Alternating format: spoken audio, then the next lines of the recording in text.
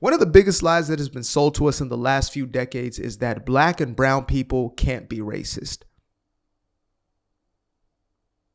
This has allowed for more racism to come from black folk or quote unquote people of color than I think most people have experienced within the last 60, 70 years.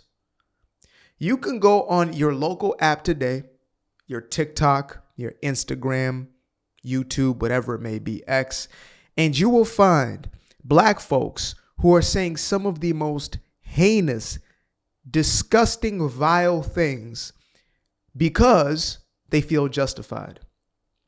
And I continue to stand up against this because I believe that if I was, let's say, at a time where Jim Crow was at a height, where racism towards black folk, at least racism that had no basis in reality, just hatred for the sake of hatred, was at an all-time high, I would be doing the exact same thing. I hate bullies.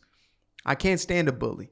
And so when I see it happening the other way around, I'm not going to shut up just because I'm black. That gets under some people's skin, and frankly, I don't give a damn. I hate it all.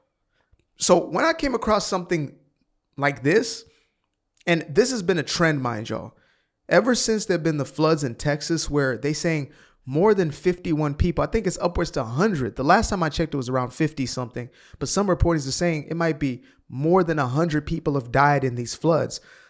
Many of them being young people, young girls, and now some young boys who are caught up in this natural disaster and are dead.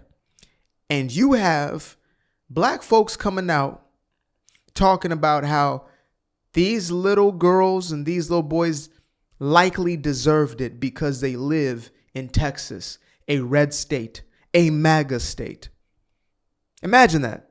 We've gone from, I might not agree with your politics, but I respect your politics. I respect your stance. You do you, I do me. We've gone from that to, I wish death upon your children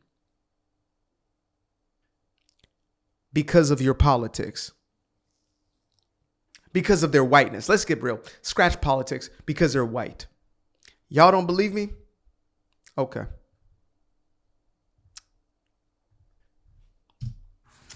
I'm going to say it because y'all scary as fuck and I don't give a damn. Them little girls, them people died because of racism, not politics.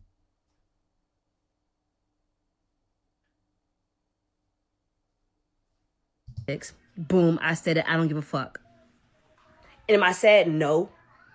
Nope. Because more YT people will have to DIE in order for motherfuckers to what? CARE.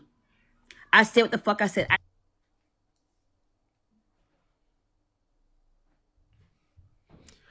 I used to find, a creative sort of words to describe these people, and I still do occasionally.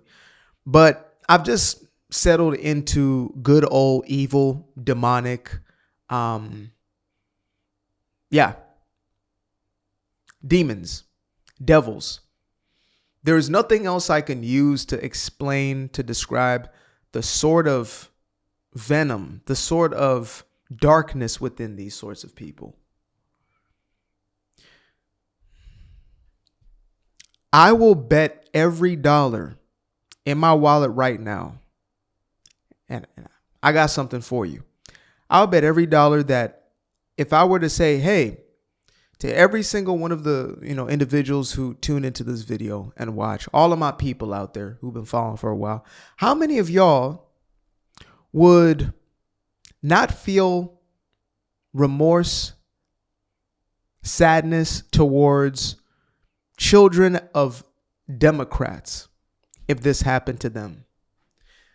The black and brown children of quote unquote black and brown parents who voted for Kamala Harris in the last election. How many of y'all would say to yourselves, well, who did their mama or their daddy vote for?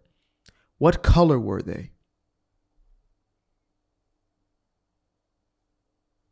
When most Americans heard about the 300,000 girls that were gone missing at the border, those aren't white girls. Those aren't white boys. Yet there's a level of care There's a level of compassion. There's a level of heartbreak that I've seen throughout people. A level of humanity that I've seen throughout people. Because this sort of thing is bigger than all of that. Unless you are a racist demon like this individual here. And sometimes I'm speaking of a generalized topic and things of that nature, and I don't want to do the ad hominem attacks, but today I'm in ad hominem land. I'm in a hominem. I'm there today. I'm personally coming at this woman because of what she is saying and essentially who she is and what she represents. I believe she deserves to be called out in this sort of way. You may not. You're going to think to yourself, well, we need to pray for her. And to that I say, yes, pray for them all. But also call out exactly what this is. Call evil out where you see it. Bring light to darkness. We're 26 seconds in, folks. And this is already what we're getting. Don't give a fuck, and minds are here with me. We voted the correct way. You reap what the fuck you sow. Just the night before the flash flood happened, y'all were okay with motherfuckers being stripped away from their motherfucking families and never seeing them again. Barack Obama threw children into actual cages as he was simply doing his job. They say upwards to 2 to 5 million people were sent back to where they once came. Bill Clinton, 5 million plus. So as soon as DJT is doing his job, now it's racism. Now it's racism. They need excuses to continue to get their hatred off of their chest. That's what I've realized with these sort of people. They already had the hatred there. All they needed was an excuse for it. Simple. Simple, simple, simple. They are in support of a woman whose entire campaign was, women, we want you to take the lives of your unborn and just born in mass, in essence. That's essentially what we're pushing and we're fighting for. So we're supposed to believe that y'all care about anybody's life. Y'all push for the unaliving of your own children. I don't know why I expect anything else from them, to be honest. Sometimes I think that to myself, I'm like, well, these are the very same people who are crying out in the streets that they want to, they're unborn. Deported. Y'all were okay with that. Be okay with not finding Sarah Lou. Be okay with not finding Billy. Be okay with never seeing them again. Keep that same energy, because I'm here for it. I am so here for it. Because I've been reading the comments and the shit y'all be saying. Y'all didn't give a f*** when it was brown people. We sorry that it's white people now, but that's going to happen. This is going to be a repetitive cycle going to happen over and over and over and over and over and over and over again until y'all get tired. I'm sorry, folks. This is so hard to watch. And y'all know me. I go through some of the most mentally unhinged, some of the most vile things that I can't even show on here fully, but there's something about this woman's spirit that is so, so dark, so evil, unredeemable. They walk amongst us. Like, if you ever question, does evil exist? We have this ultimate question. Some of y'all may, well, I'm spiritually inclined, so I don't believe in good versus, evil. It's really all just expressions of the same. I used to hold some of those same sentiments, and I got to a place where I said, no. No, evil is real. And these are the people who are the carriers of that spirit. This is dark. I'm like, there's a part of me that's having even a difficult time hearing this. But looking at her, and I mean, again, I don't know if it's the damn eyebrows that is adding to it. I don't know what the hell it is, but there's something about this woman that terrifies me. Over and over and over and over and over again until y'all get tired. Racism cost y'all more than y'all thought. Racism wrote a what's that that line? Racism wrote a check that your ass couldn't cash.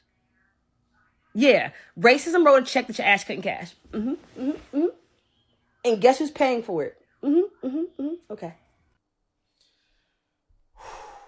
Let me get this damn ghoul off my screen. Let me drop the whole video in. Okay. We're going to get a layer deeper today. For these people, not the atypical, B-typical, C-typical, not just the white liberals that we oftentimes see virtue signaling and things of that nature. There are people who are so bitter, so resentful, so jaded, and it's really a reflection of their own psyche, their own heart space, where they are. They're so resentful that they wish this on anybody who becomes their scapegoat. That's why I've been speaking on, again, the sort of hatred that's been pointed towards the Jews right now, because it's the same thing that I've been seeing with this attack on whiteness or white people that's been taking place within my own lifetime, where it's become popularized to hate somebody because of their skin color, to hate somebody because of their ethnicity, their background, or whatever it may be.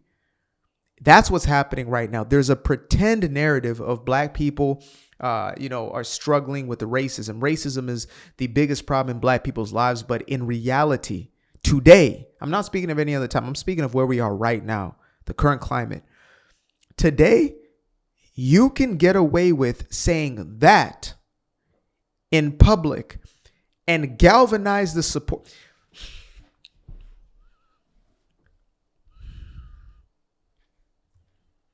Austin Metcalf. You can jab a boy in the heart and take his life, and you will raise $500,000, $1 million plus. You will galvanize the support of these so-called activists. This is what I'm talking about when I say the venom in these people. And it has been programmed and conditioned. It's like, this continual resuscitation of slavery. Look what the white man did. Look what the white man did. Jim Crow, KKK. This perpetual, people who have never experienced an iota of this are carrying this. Old folks who grew up in the midst of Jim Crow, old folks who are a generation, 2 generations removed from slavery don't have this sort of hatred in their heart. And yet you have kids who were just born in 2000. I know that makes you feel old as hell. Just born in 2000, 25 years old. And they have hatred for something that they never experienced. And that's how the hatred manifests. Hatred is a window to evil. It is a window to darkness. That's why it says, do not go to sleep on your anger. It festers and it carries. And now, instead of being offended, instead of taking offense, you are taking offense. Oh, I'm offended. Now you're carrying that offense with you. Now your entire perspective is painted by a delusion. Evil will consume you completely and absolutely to where you will destroy the very world in which you exist just to get a point across. Now, I told y'all we're going to layer deeper today. And I want to exist in this place now because it's not enough just to call things out on the surface. Oh, wow, that's a terrible thing for her to say. No, where is this coming from? This is why I speak. I'm talking to the point of nauseam about these subjects because I know the sort of evil that it is allowing to permeate. I know what it is doing to the hearts and the minds of people. That's why I'm trying to warn, to say, y'all, this is going to get uglier. Not in the way that many people think. This isn't just going to brush over. These people have a venom and a vengeance in them. And I believe when it's all said and done, they're the ones who lose. Because God would not be mocked. And when they say, God don't like ugly, as they used to say, it's an ugly heart. An ugly heart.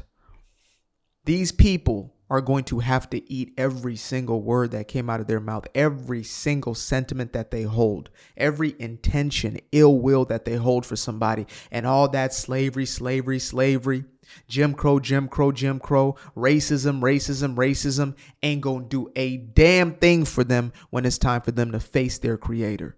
It's not gonna do anything. When it's time, when the clock winds up, there's nowhere else to go. There's nowhere else to hide. There's nowhere else to be. It's going to be you and what you put into this world, into this life. And I'll be damned if I sit here and be silent while this is going on. I'm going to find out if I can turn this specifically into a charity video for the folks in Texas, and y'all can just donate there. Forget about sending anything over to me, etc. We'll see if we can set up a donation directly to the folks in Texas. That's what we're going to do for them. Because no.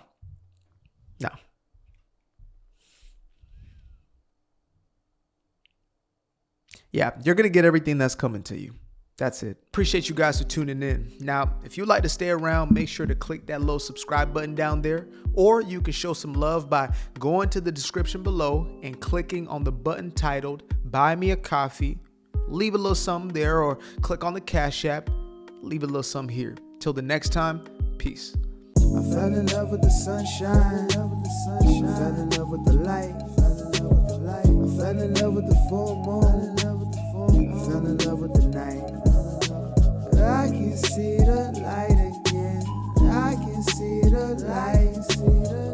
You can see the life in him illuminate the night. I know the time is taking. A 3-6-5, that's a full rotation. I see you looking up, you know them constellations. Constantly gazing like house of praises, you get to praising.